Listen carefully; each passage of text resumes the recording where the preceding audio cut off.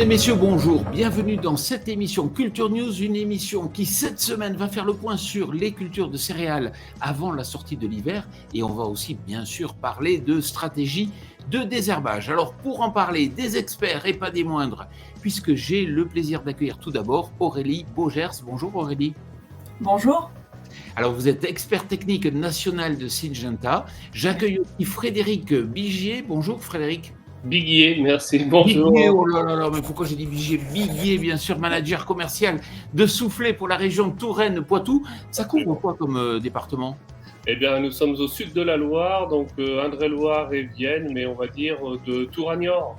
Bon, et pour finir, j'ai le plaisir d'accueillir Jean-Baptiste Vervy, que je connais bien, céréalier dans la Marne, président de l'association du co-farming et aussi producteur de pâtes. Depuis combien de temps cette transformation à la ferme de votre production? Eh bien, ça fait 7 mois qu'on transforme notre blé dur et qu'on vend des pâtes. Bon, merci. Top départ pour Culture News. Alors Frédéric, tout d'abord, faisons un petit flashback. Comment se sont déroulés dans votre région les désherbages d'automne? Bien, je suppose. C'est plutôt bien passé, oui, à l'image des semis. Nous, dans la région, on a énormément besoin de désherber d'automne, surtout pour des problèmes de graminées. Donc les semis sont passés dans de bonnes conditions, donc les interventions de post-semis prélevés se sont bien déroulées. On a eu des petites séquences d'eau qui font que les efficacités sont plutôt correctes, même si ça a parfois amené des problèmes de sélectivité, notamment dans les sols un peu plus superficiels, les sables, les argilo-calcaires superficiels. Dans la région, on a un peu tout type de sol, c'est ce qui est intéressant, parce qu'on passe du limon argileux à de l'argilo-calcaire superficiel.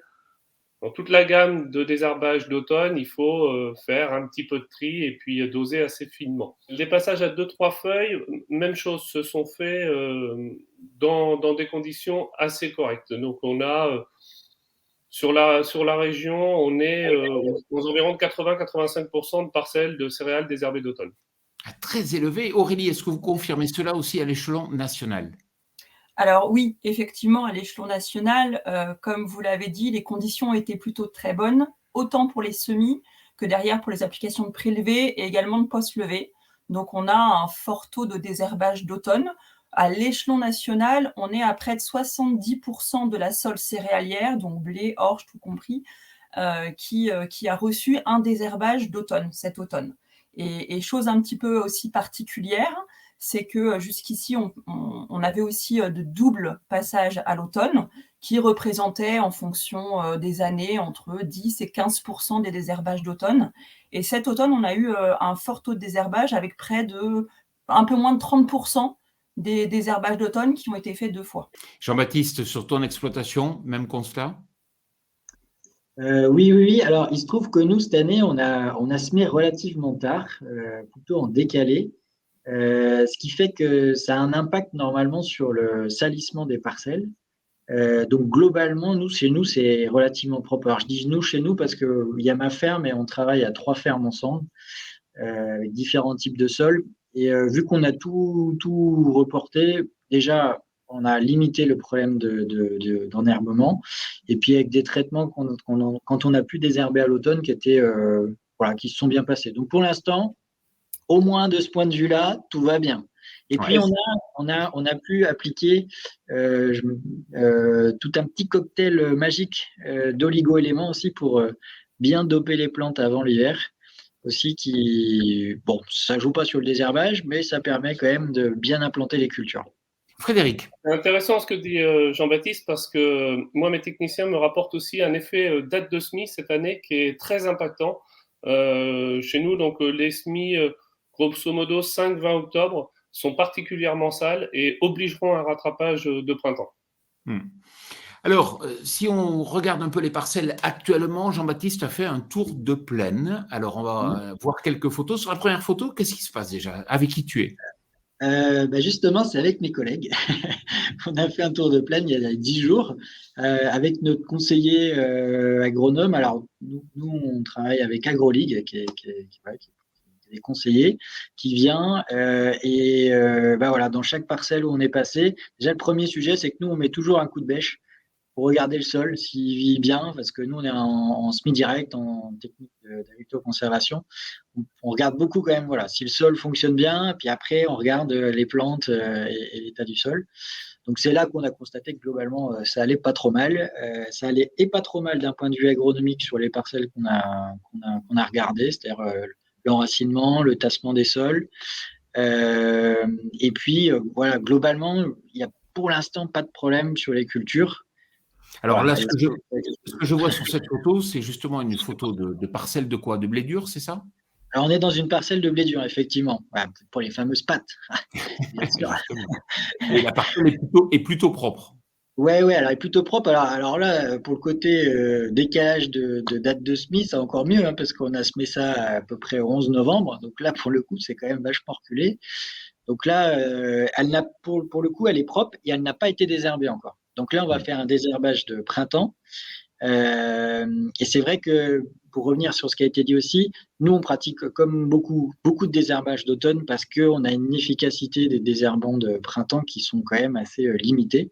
Donc, quand il y a un problème, on ne cherche pas. Dès qu'on peut passer à l'automne, on passe à l'automne. Alors, ce que tu nous montres là, justement, c'est la vie du sol, quelque part, au travers de ce coup de bêche. C'est-à-dire que si on a un sol qui est bien vivant, bah, c'est pas idiot aussi sur le désherbage?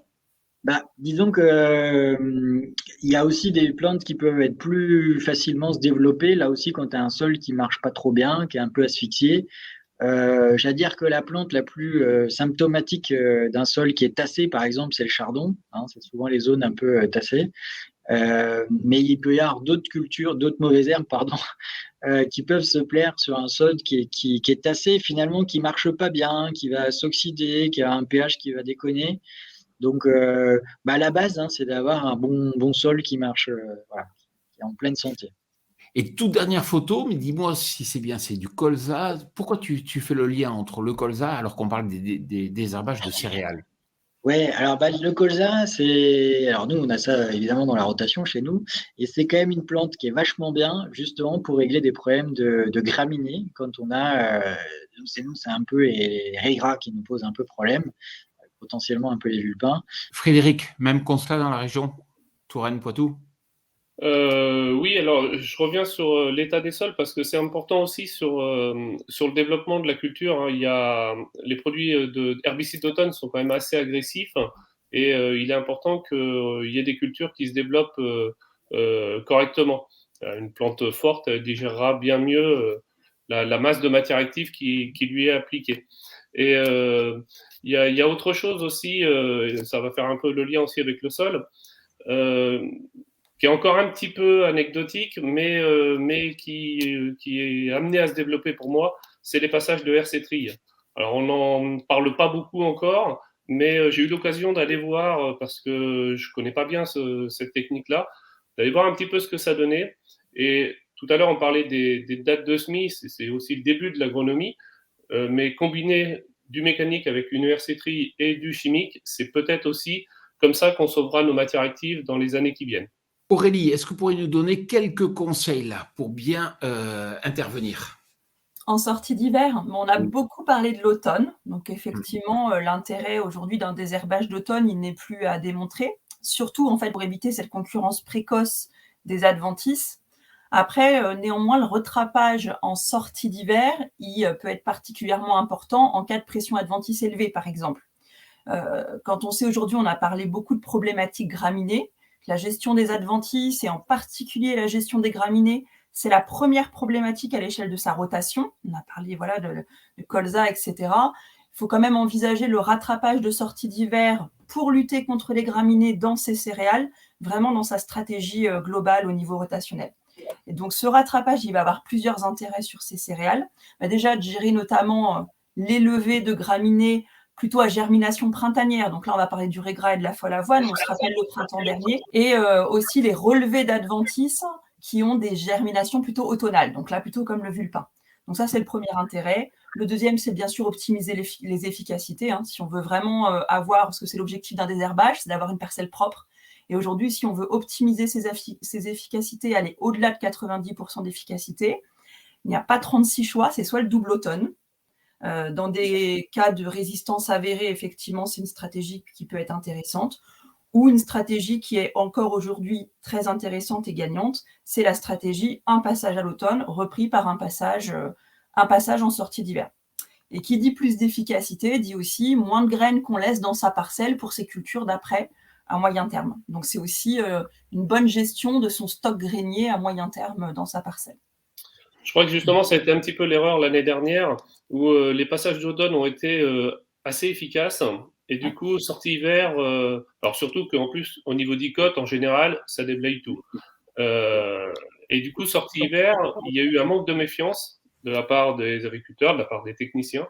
Et on s'est quand même plutôt fait avoir. On n'a pas suffisamment rattrapé, ce qui ne va pas être le cas ce printemps-ci, parce que le remettre du stock semencier, ça amène des problèmes pendant après de longues années.